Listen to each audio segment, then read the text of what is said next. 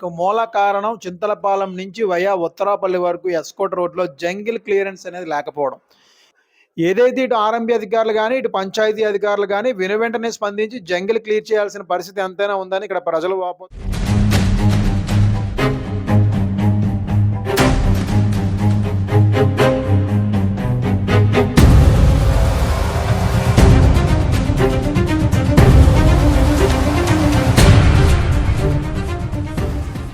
Hi అండి, అందరికీ నమస్కారం. నేను మీ Hari, FTP news. FTP news కథనానికి విశేష స్పందన.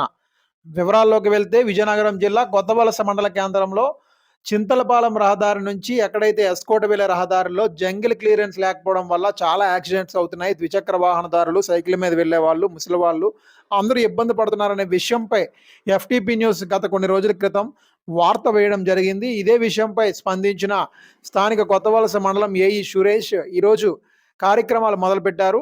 ఏదైతే కొత్తవలస ఆర్టీసీ కాంప్లెక్స్ వద్ద నుంచి మంగళపాలెం వరకు ఏదైతే రోడ్డు పక్కన ఉన్న జంగిల్ మొత్తం క్లియర్ చేసే కార్యక్రమాలు చేపట్టారు.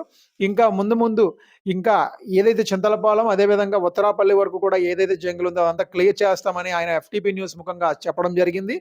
ఇక్కడ ఉన్న ప్రజలైతే అవనియండి, అదేవిధంగా ద్విచక్ర వాహనదారులు అవనియండి, వాళ్ళందరూ కూడా ఆర్ఎంబీ అధికారులకు హర్షం వ్యక్తం చేశారు. చూస్తూనే ఉండండి ఎఫ్టీపీ న్యూస్. మరిన్ని వివరాలతో మీ ముందుంటాను.